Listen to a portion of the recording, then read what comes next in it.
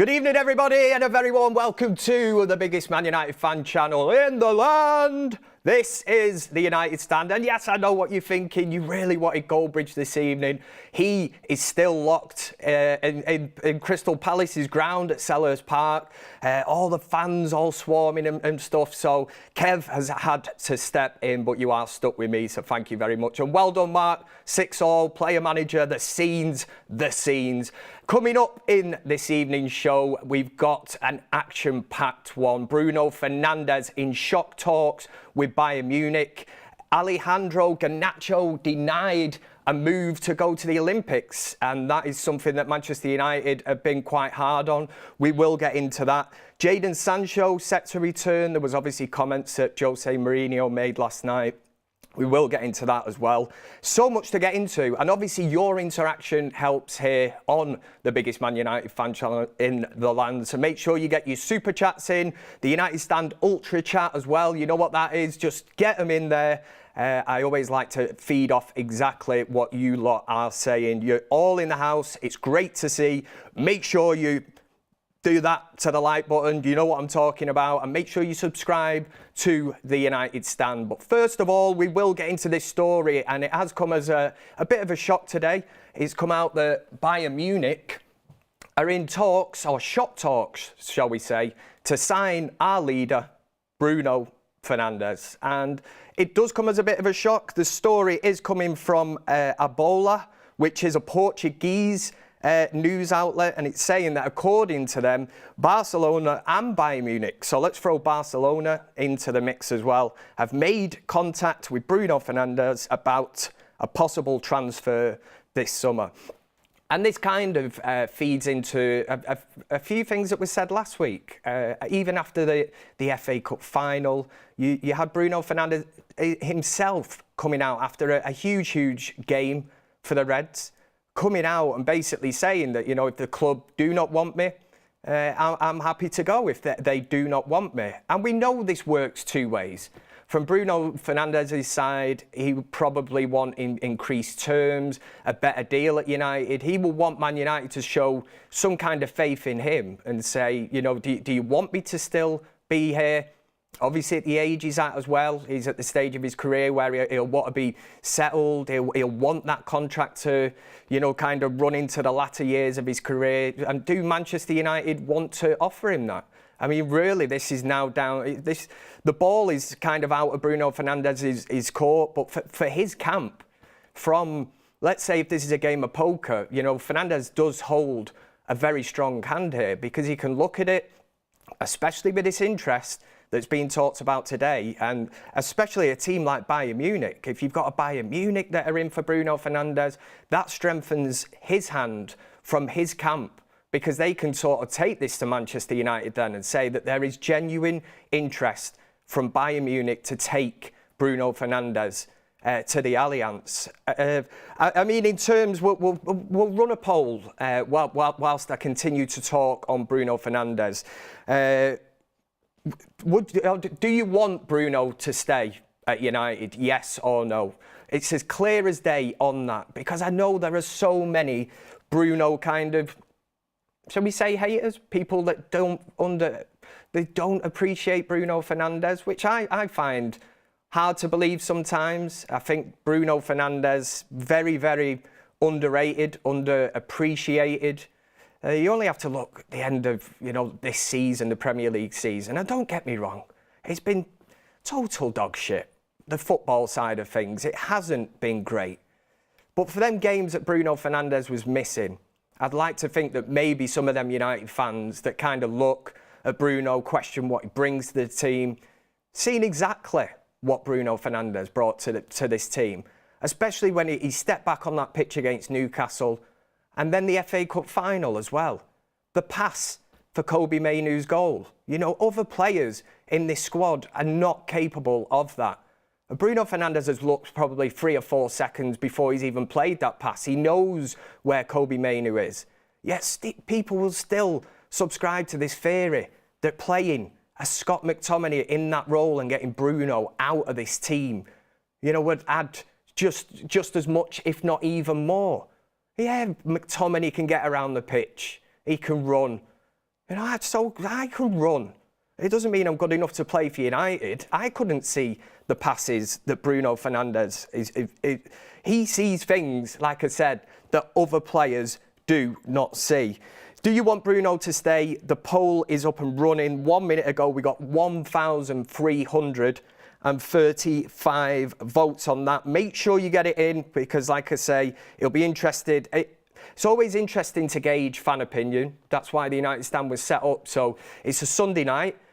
I'm sure a lot of you are confused. You're probably thinking, is it Thursday? It's not. Like I say, it is Sunday. I'm just here holding the fort whilst Mark is locked in Sellers Park trying to get out. But we've got a super chat there from Stephen Willocks. Thank you very much. Says, good to see you on the OG Sunday show. That's a great comment, actually, because this is where the United Stand was set up. There'll be loads of you that didn't get involved until a certain amount of subscribers were, you know, active on this channel, them kind of milestones. But yeah, if you've been from the start, Sunday nights were where it was at. I'd like to think that's why they were just like, go on, have a run out, Kev. And I'm happy to do that. Sashin Mortai, thanks for the super chat. Super chat. Says, do a poll, Bruno for Kane swap. I want Bruno to stay. Well, make sure that you get your vote in on the poll that is up and running, and we can take it from there. Dallas Knight says there's nothing confusing about Kev. There isn't, mate. Listen, it was great to be on That's Footballers last night covering the Champions League final. I'm getting a good run out at the minute, and I'm just taking my chance, doing my thing. As Roy Keane would say, I'm just doing my job. You know, that's what I'm doing. Richard Carnahan, welcome to the United Stand Members Club. Keep getting your votes in on the Bruno, shall we call it a debate? It's a poll. Well, it is a debate, because if you've just joined the show, we're kind of reacting to the news. We're not breaking the news. At this moment in time, it is a news show, as it says underneath here somewhere, Man United news. Look at that. Man United news. We are reacting to this story that has surfaced today that Barcelona and Bayern Munich are both being linked. Well, according to this, they have made contact. So God knows how that could be. WhatsApp, telephone, old school, you know, however that would be. But yes, it says Bruno Fernandes is understood to be attracting interest ahead of the windows opening in just under a fortnight.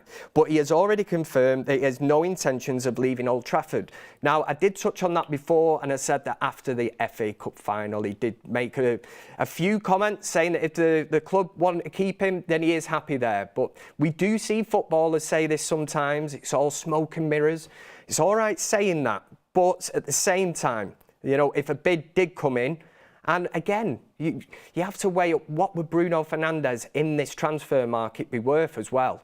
You know, he's a high asset for this football club. Regardless of what, that you might be sat there now going, Kev, God, I disagree with you. Bruno Fernandes is rubbish.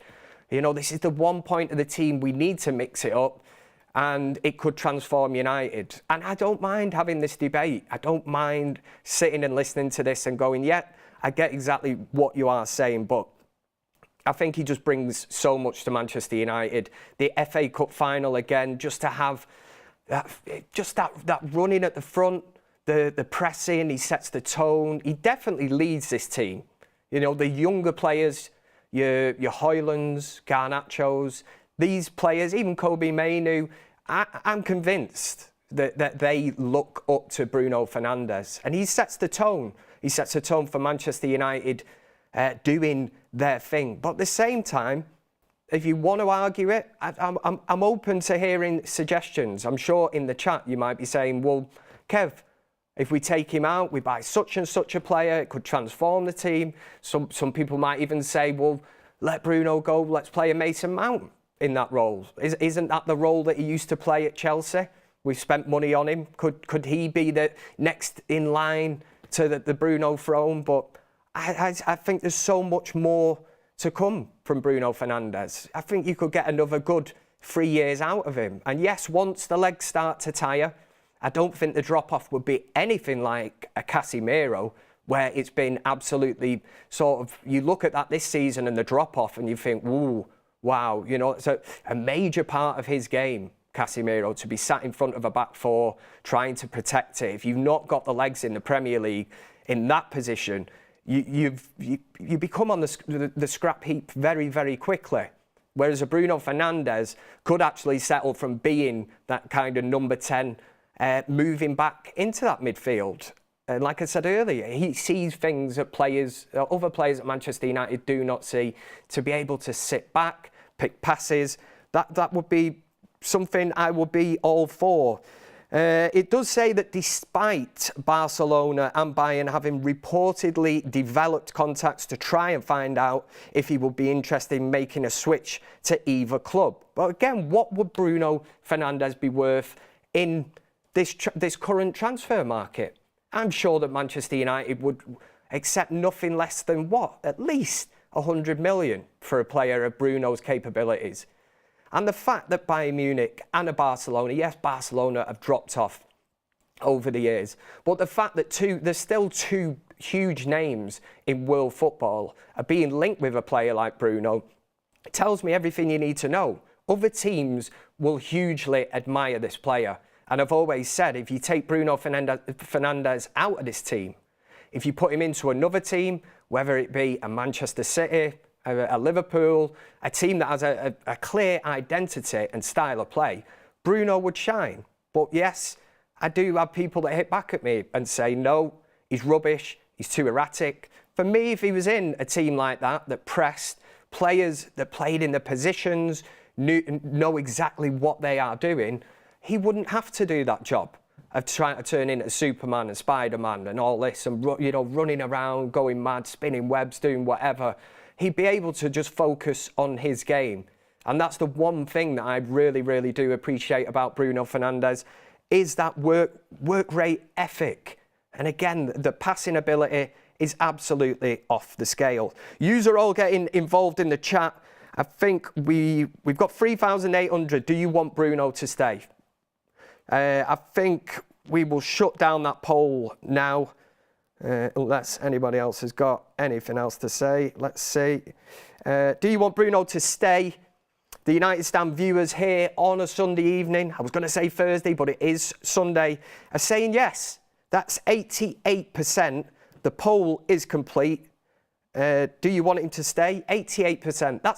That's a landslide. That's an overwhelming kind of landslide. So to me, that tells me exactly. Simon G. Kelly's in there, says, Kev, my man, and one of the old flexing the muscle emojis. Thank you very much. But yeah, 88%.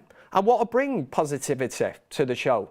You know, I've come to the studio, done a bit of prep, as they say. I know you're probably saying Kev doesn't have a clue what he's doing. I always say this, he just freestyles. But no, I've had a look into it. 88% of you lot out there that are watching this evening, and thank you very much to you, are in agreement with me anyway. I will say that Bruno Fernandes, you would want to keep this player. I just don't see at this moment in time that it's the time for the changing of the guard, the changing of Bruno Fernandes in that position. I think there's more headaches for Erik ten Hag, which is something we will get into as well. Erik ten Hag's future up in the air. Is Bruno Fernandes, career at Manchester United now up in the air? Again, we are just debating this. We're not breaking any kind of news, just reacting to the fact that this story has surfaced today. And it does seem a bit strange, but again, Bruno Fernandes is in a strong position.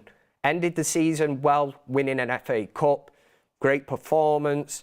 And again, Bruno has left it in Manchester United's court now. So it really is, I'm sure Ten Hag, if he is still in charge, will want Bruno Fernandes to stay at Manchester United. But then that decision will be taken out of his hands because Ineos now have already laid down these kind of 5 or 7 laws of the kind of transfer strategy.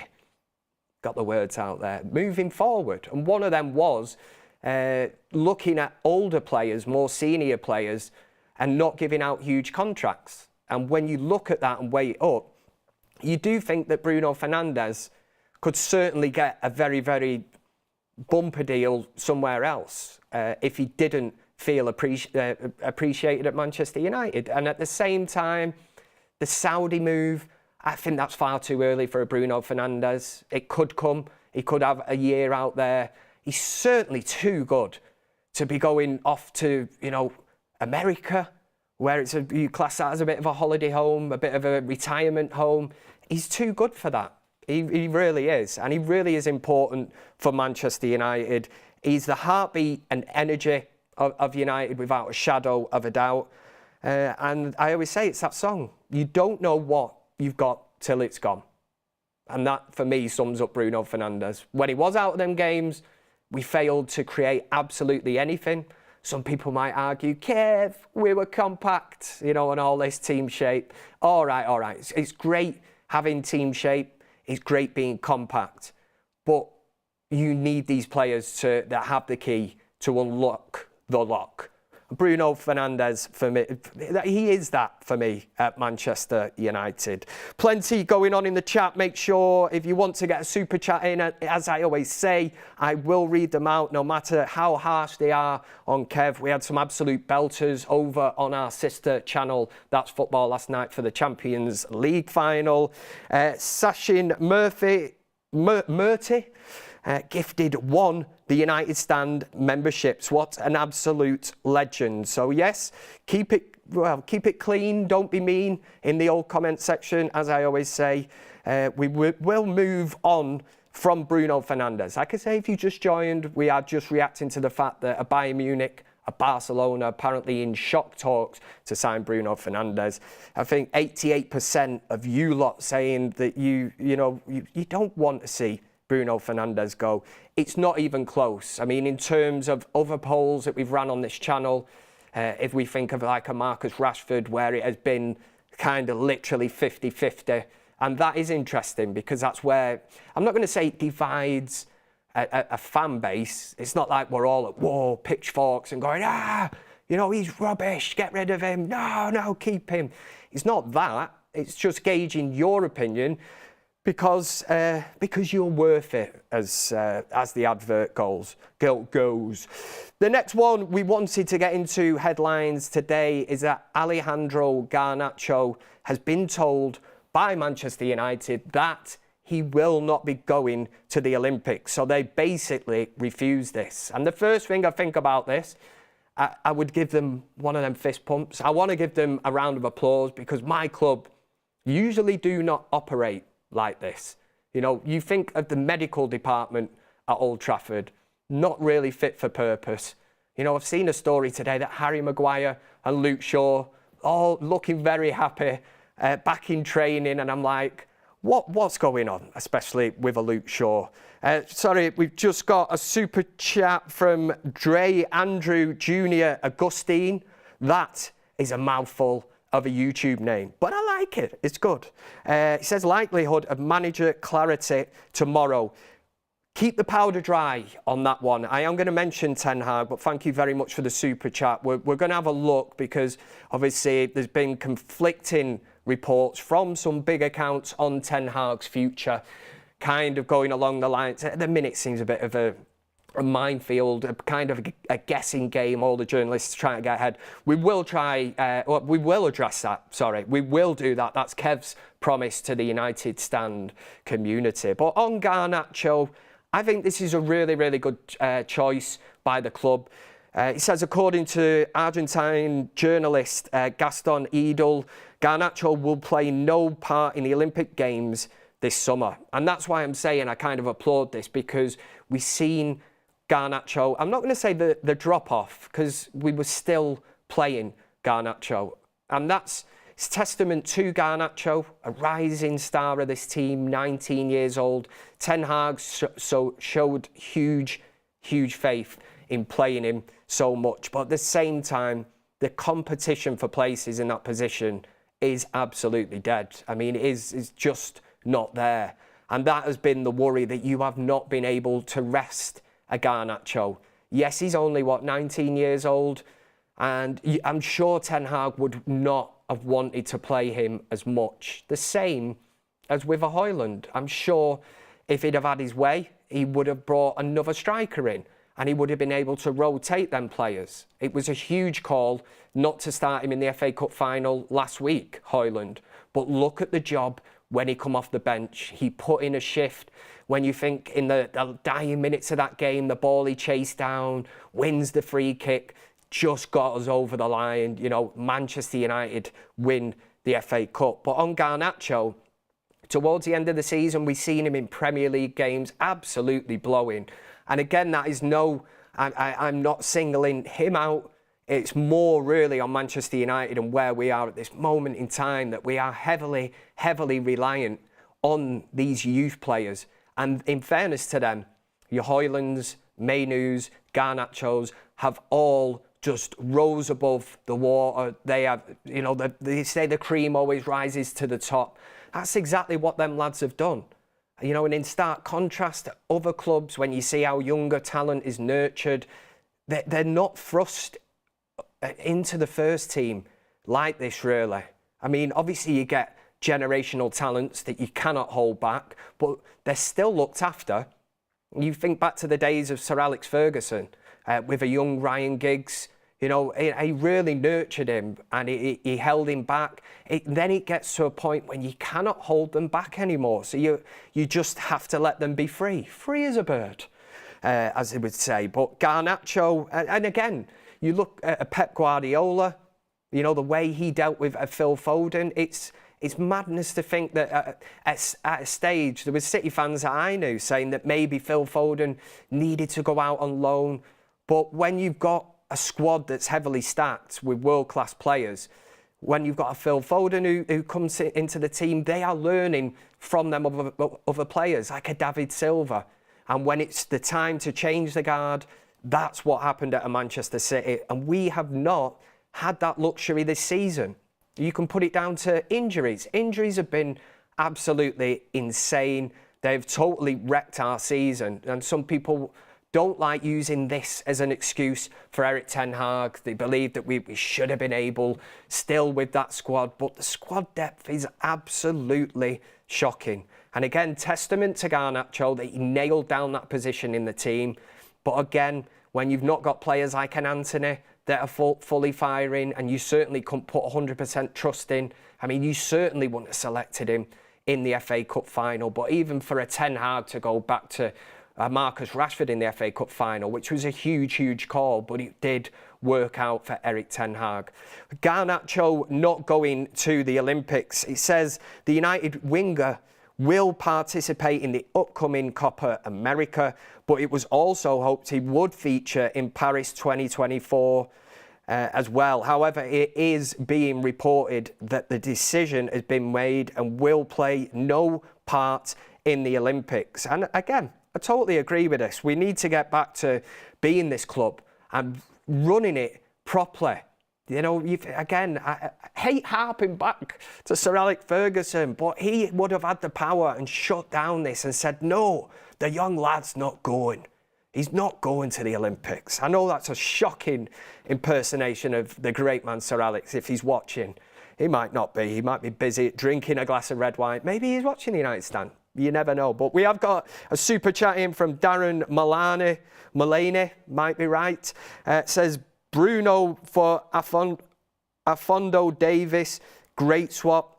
Yeah, but again, thanks for the super chat, Darren, but you're not taking my Bruno Fernandes away. I'm just not having it. I know that people out there do not like him, don't see what he brings to the team, but I think towards the end of the season, he shined. Listen, he was given United's player of the season, and that is not something that I actually agreed with. For me, all day long, both of them trophies, the Players' Player of the Year and the main one voted for by the fans, should have been Dalot. Every single day of the week. Bruno would have been up there in my top three, probably with a Kobe Mainoo as well. But for me, I say he didn't deserve it. For me, Dalot deserved it for everything. He's just missed the consistency. Yes, Bruno had a drop-off here and there, whereas Dalot was just insanely good all season. But yes, Garnacho not going to the Olympics. Like I say, this is my club needs to get back to making these decisions. And like I say, the medical department, not fit for purpose. And I see photographs of Luke Shaw today, you know, lay on the turf, training, whatever, with the England squad. He's back in training for England. And I'm thinking, how is this possible? How, you know, surely if you're from Manchester United's medical department, you say, this is our asset. We pay his weekly wages. We want to get him back, have a summer of rehabilitation, and not, you know, crack on next season if Luke Shaw is going to remain at Manchester United next season. It's a big call because he's one of, currently, the best centre-backs at Man United, and without a shadow of a doubt, the best left-back at Manchester United. What if he breaks down again in the Euros for the sake of this? And this is where United need to be strong, but I just get the impression again that they've probably gone, oh, let's send him off. The last few injuries he's had, he's been out for a long time. Then he's been rushed back into the team. And you think, all right, you know, would you not introduce him as a sub, try and get his minutes up, minutes into the legs, as they always say, that old crazy football saying. But no, it's not happened. And we've rushed him back. He's got an injury and we've lost him again. And it's happened a few times this season. And again, it comes down to man management of what's going on between an Erik ten Hag and the medical department. Is there any kind of communication going on? You know, who's making the calls? Is it Ten Hag's fault? Is Ten Hag rushing the player back and saying, I need you to play at left back today? I just don't know. And where's the pushback? Would the medical department at the same time not be saying, no, Erik, you know, maybe bring him on for 10 minutes towards the end of the game, depending on how it's going, and build him up through the week. He needs another week of full, intense training. But yeah, Luke Shaw's back. And I'm convinced that unless he gets an injury, that he will travel.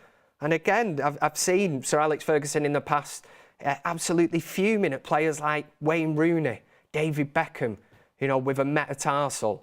But yet the media stoked the flames, this big, you know, band going down the road all cheering that they needed Beckham and England would be nothing. And Fergie was fuming at the time because all he wanted to do was get his player back. He wanted the best for Manchester United. And that's where that kind of player, it's where, you know, what is it, club over country kind of debate rattles in.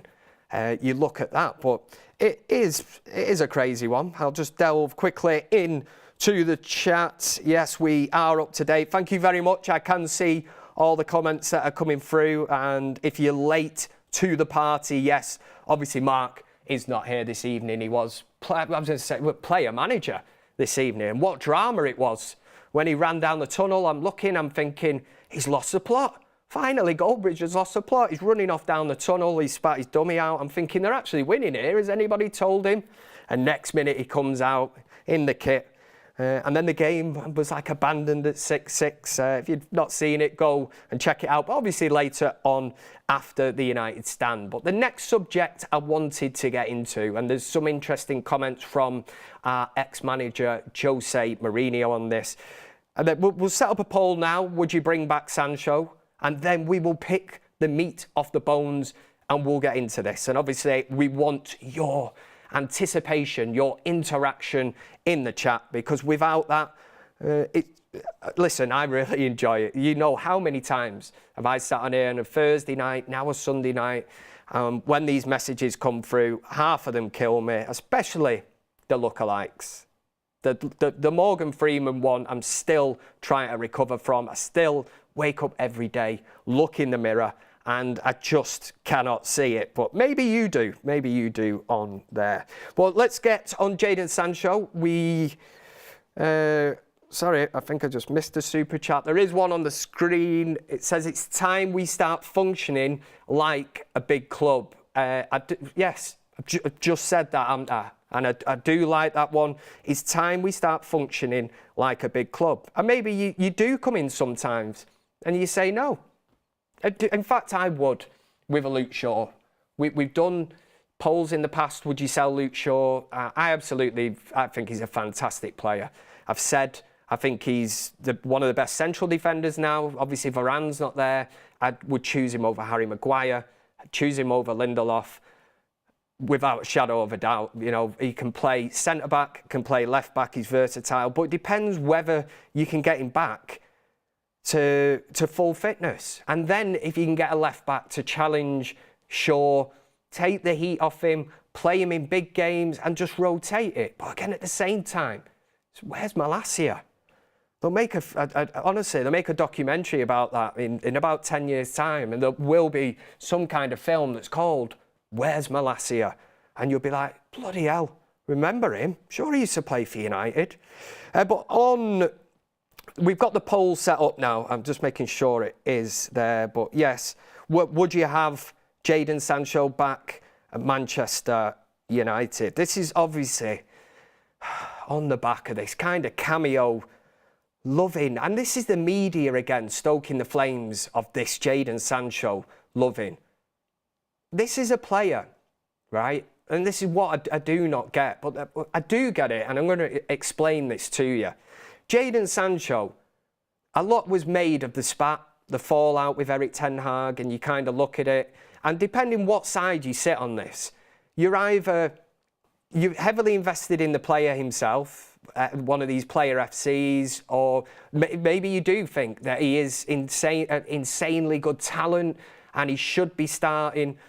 But the basic breakdown of this is that a manager and a fan base, that's me and you lot out there, the ones that go to Old Trafford every week, have been disrespected by Jadon Sancho, this individual who, whether you like it or not, just as spat his dummy out, thrown all the the toys out the pram, basically because he will not apologise. He will not apologise. So Jadon Sancho gets his loan move to Borussia Dortmund.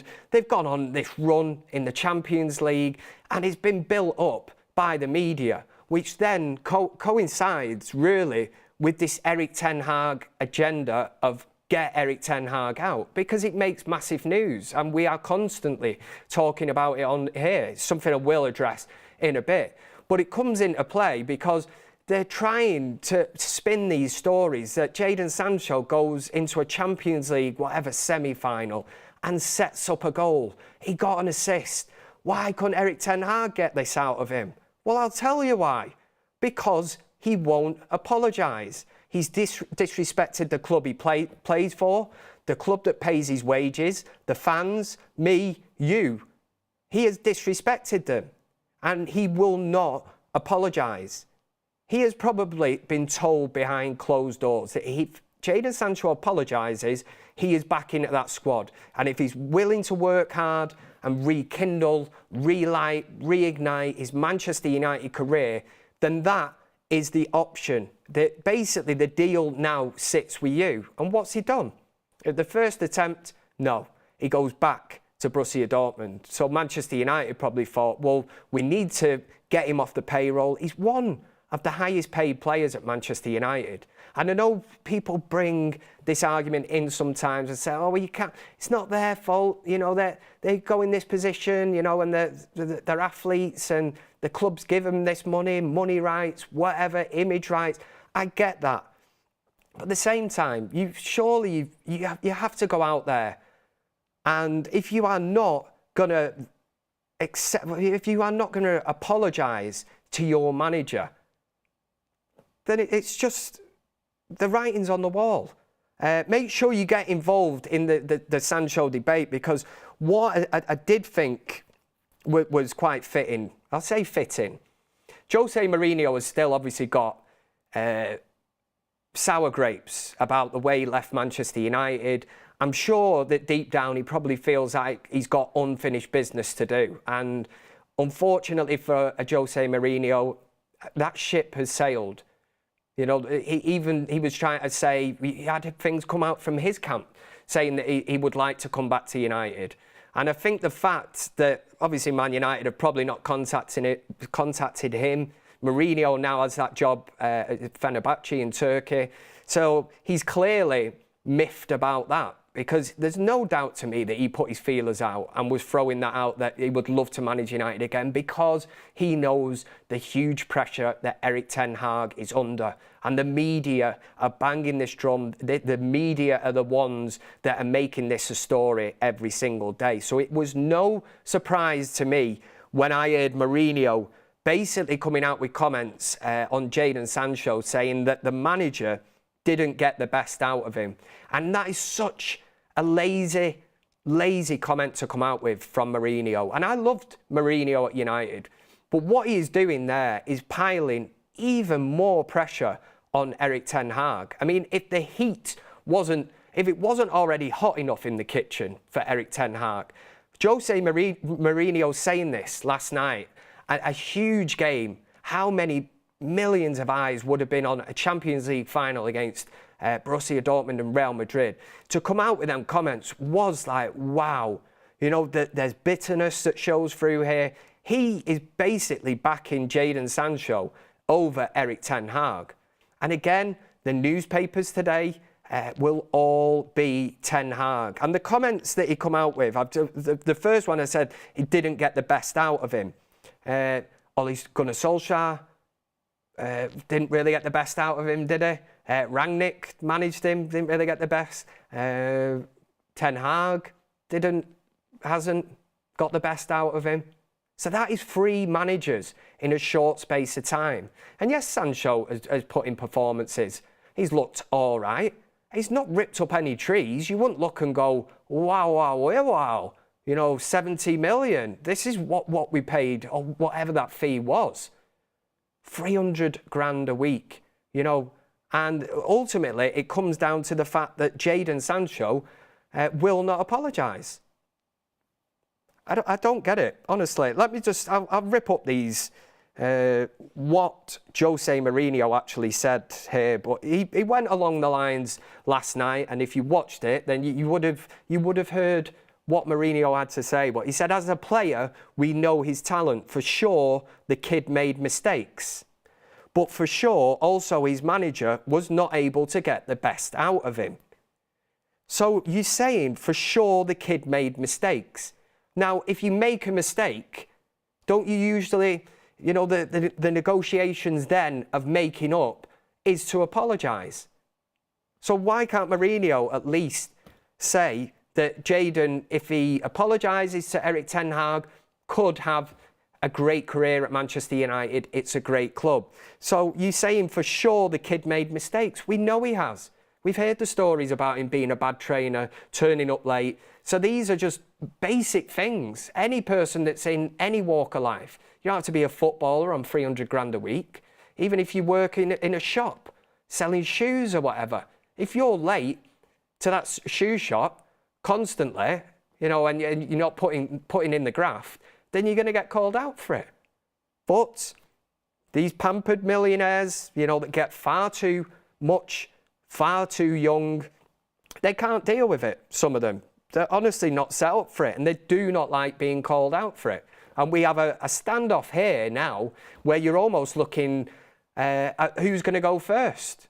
And that's the story that the newspapers will spin from Mourinho's comments. It'll almost be like, well, if Ten Hag goes, then there's a road back for Jadon Sancho. And I've seen loads and loads of these stories come out. But Mourinho, for me, has stoked the flames. He says, I think in this case, for sure, Manchester United, look at it and try to analyse what happened at Manchester United and what he found at Dortmund. Well, for starters, in the Bundesliga, people raving man about Jadon Sancho. He's been all right. Again, he has not been a world beater. You know, about 4 or 5 games in, I was reading articles. I think there was a game where they got done at, was it Frankfurt? And the stories that were coming out then were that Jadon Sancho, the worst game they'd ever seen in a Borussia Dortmund shirt. The media were fully in on him. And we didn't really get that back here, because all we get is that when he has a good game or a half-decent game or he sets up a goal or he scores a goal, is that, bloody hell, that Jadon Sancho looks like an absolute world beater. Why couldn't Erik ten Hag do that at United? It must be something that manager's doing. It's not. It's the setup as well, the environment. He's already played at Dortmund. And you're not telling me for a minute the Bundesliga is anywhere near the intensity, the defensive shape of the Premier League. I'm not having it. I'm just not having it. But Mourinho emphasised the importance of managers learning from their interactions with players, because he went on to say, if I look to my own history sometimes, I failed with players. I couldn't create the right empathy and I couldn't understand the players' DNA. I couldn't help players to grow in the right direction. Now, I'm glad he said that, because one player he did have issues with, and a player, again, that people used to side with, was a Paul Pogba at Manchester United. And for some reason, I was ready to bat that back and say to a Jose Mourinho, well, isn't this a similar kind of thing with a Paul Pogba? It's so easy for people to say, well, why didn't the manager get the best out of Paul Pogba at Manchester United? You know, he was an insane talent. When we signed him back from Juventus, he was absolutely on fire for them. And yes, we had peaks and troughs with a player like Paul Pogba, but Mourinho had some very public fallouts with him. Very public. He had very public fallout with Luke Shaw, and he tried this tough love mentality on him. I remember Luke Shaw playing, he was going through a rough stage, and Mourinho, he was trying this tough love, and that's where you need to know how to manage certain players. Some players react well to it, some don't, some do need it. But I remember Luke Shaw playing a game at Old Trafford one night, and he was like the best player on the pitch. And after it, instead of Mourinho coming out and saying yes and trying to build him up, saying Luke Shaw was one of the best players on the field, he comes out and says, yes, he played very well, but that's because I was stood on the side of the pitch coaching him and talking him through the game. And I thought it was maybe some managers, you know, Mourinho has been very successful, maybe not so much at this moment in time, but his comments, like I say, on Jadon Sancho, I don't get it. The mind does boggle. And this is a manager, as he admits himself, that has had issues with players. And you will get this. So at the same time, that's what I'm trying to say. So who is supposed to back down here? If you're the manager, again, in any walk of life, whether it's in a superstore, a supermarket, whatever it is, if you've got somebody who's disrespecting you, let's say the other employees that work there, where do you find this common ground now? The manager, Ten Hag can't be expected to apologise to Jadon Sancho and get the begging bowl out and get down on his hands and knees and say, right, you've had an all right spell there at Borussia Dortmund, come on, you know, we'll take you back. It's not going to work like that. And Sir Alex Ferguson was, you know, prime for that. I've seen a Ruud van Nistelrooy leave Manchester United, a David Beckham. I've seen, you know, better players than Jadon Sancho, purely down to arguments and things that couldn't be ironed out, and because certain players wouldn't apologise, or just because the manager made a huge decision, even back to the days of Ince, Hughes, Kanchelskis, whoever it's been, players will come and go. The club will always remain. That's the main thing you have to take from, you know, it is a short career at football clubs. And yes, we will get certain ones, like an Eric Cantona, Brian Robson, even Ronaldo, Wayne Rooney, whoever it might be, and we put them up on a pedestal and we worship them like gods. Of course we will. But then players don't come round often. But players like Jadon Sancho and that are still trying to find out what they are, even us as Manchester United fans, are still scratching our heads and saying, could he be good for United? Where does he fit in? Could he play on the right? Could he play on the left? I've got no doubt, like Jose Mourinho says, that he has got talent. He certainly has got it, and we've seen glimpses of it. But we did see that with a Paul Pogba at United, and we've seen it with a hell of a lot of players. And Anthony Martial, who's set to leave, what is it, this month, or shall we say this summer? So much talent. And I loved Martial. But again, hot and cold, you know, what kind of mood is he going to be in? Is he up for the fight? Then you get the kind of the training ground kind of rumours and stuff like this. And it's not a great look. And that's why I'm hoping that this summer, such a huge summer, we talk about Eric Ten Hag and his future, as the Super Chat did say earlier. Obviously, Fabrizio Romano, it was only a few days ago that he was confirming that there'd been really important meetings at Manchester United this week. They were holding an internal review over the season and over the future of Erik ten Hag. Romano believes the Dutch coach and his agents are still waiting for formal communication from Manchester United to understand the club's position. So it is up in the air. For me, a Romano, when he puts out something like that, I mean, a lot of us will say once he rolls with a story, it is up 100%. Until this week pans out, and I'm 100% sure that, from my point of view, that's just my opinion, that we are going to learn the fate, as they will say in the media. Now, whether that is Erik ten Hag staying at United or, you know, leaving Manchester United, it has to be communicated this week. You know, it's just over a week ago that United have won the FA Cup. The players are on a high. Ten Hag as a manager, but at the same time, he's got this in the back of his mind.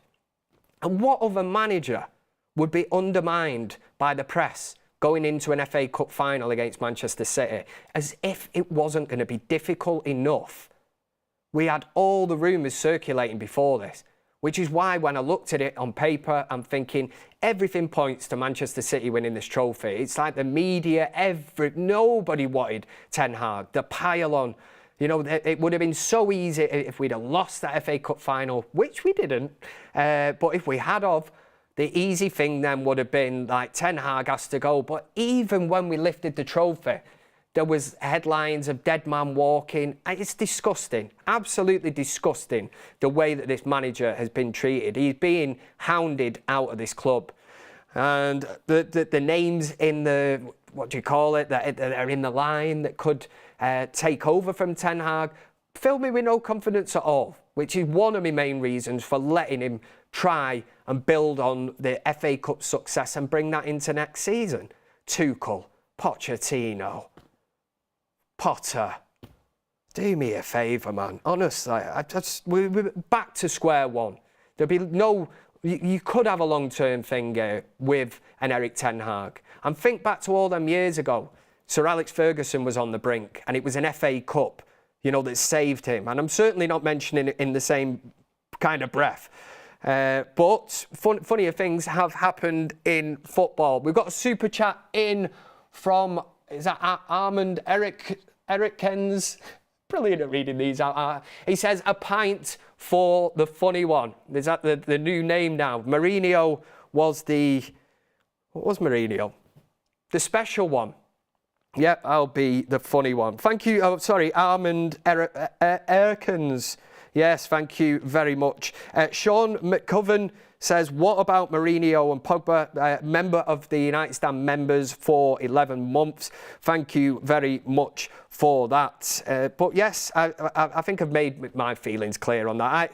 I fully understand as well that a lot of you probably are Erik ten Hag out. I've sat here, we've done the polls, I've seen the results, and throughout the seasons, after fan forums, during them, it's kind of up and down in favour.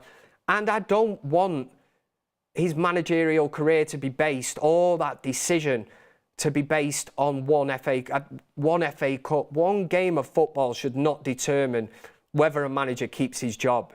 And the worry for me at this moment in time is that the longer this kind of quietness goes on from Ineos, the fact he wasn't backed going into the FA Cup final, he's never been back since Ineos took their stake at the club, shows kind of one or two things. Now, obviously, the main one would be that they do not have faith in him and they want to keep quiet because they want to keep the powder dry.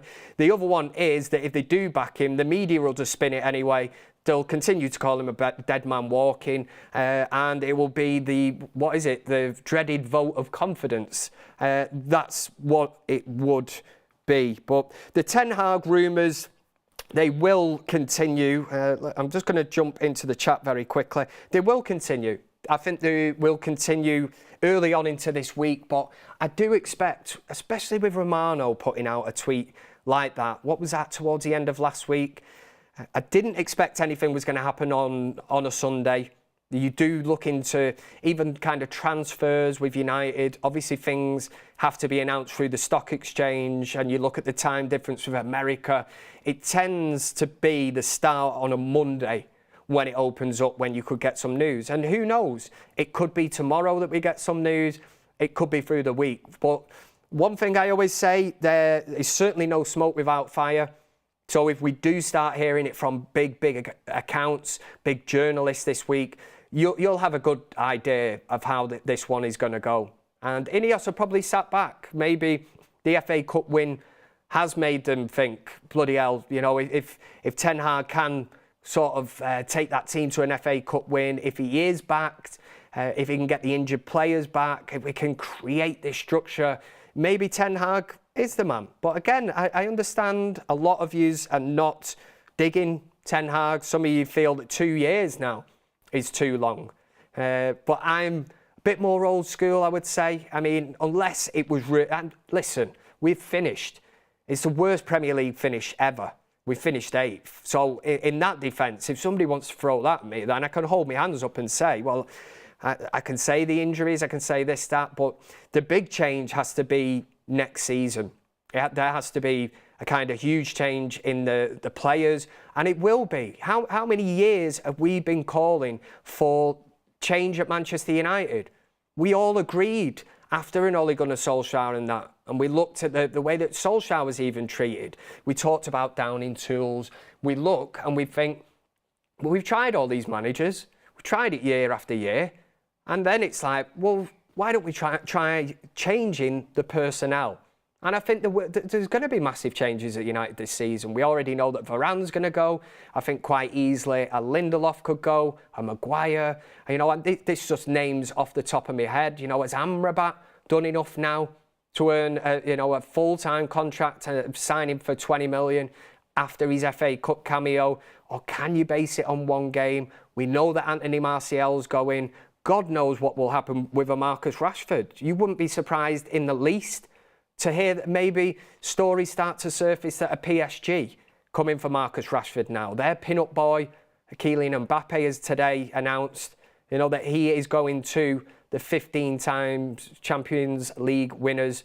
That's Real Madrid, which is a frightening thought in itself when you see a club like that, you know, the talent that they bring to the team, but they remain successful. They are not scared of making changes, you know. And as United fans, we would look at a Real Madrid. And in terms of commercial value, the number of fans we have worldwide, we would say that we're up there with a Real Madrid.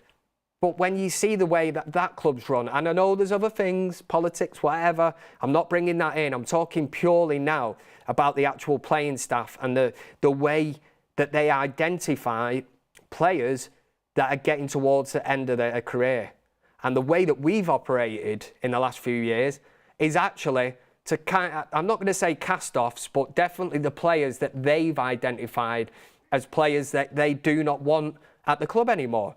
And they will then go and identify and pay the money for a Jude Bellingham, 20 years old, absolutely generational talent.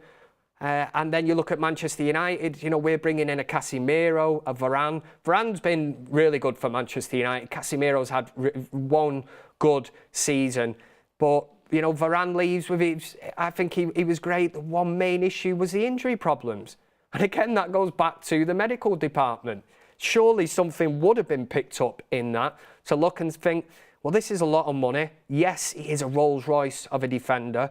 But at a team like Manchester United, where we've not really been in a position to shake it up that much, whenever we've had him available, he's deemed as first choice. So we've had to play him.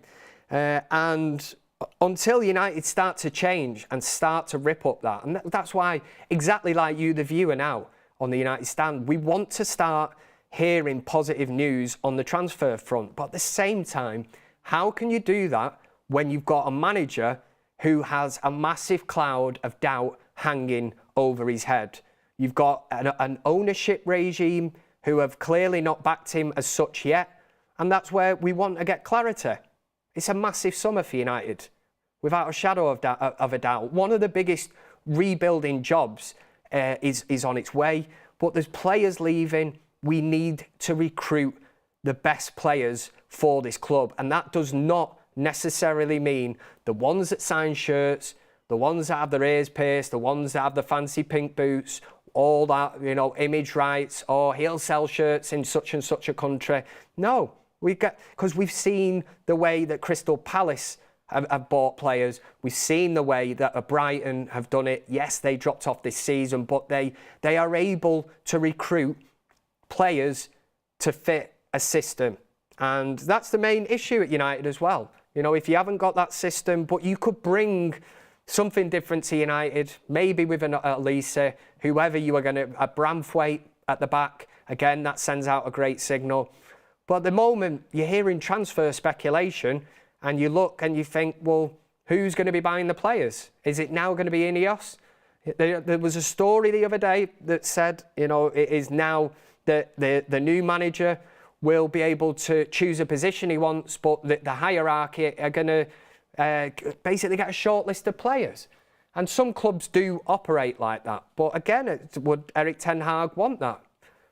Personally, I think he needs all the help he can get. And I think he deserves to at least work under a structure. He did say today on the price of Antony, who I've always kind of held that against the club. I've always said, how did anybody go into negotiations with Ajax and end up buying Antony for 90 million? And Erik ten Hag, in fairness, has batted that one back and said that the negotiations were nothing to do with him. It was Arnold at the time, whoever was in with him. He said he wanted the player. They didn't even ask him what he was prepared to go to for this player. And that, my friends, tells you everything about the mismanagement of Manchester United. You need it from top to bottom right. If you've got the right people in right places, making the right decisions, then everything falls into place. And I think Erik ten Hag has been left out to dry.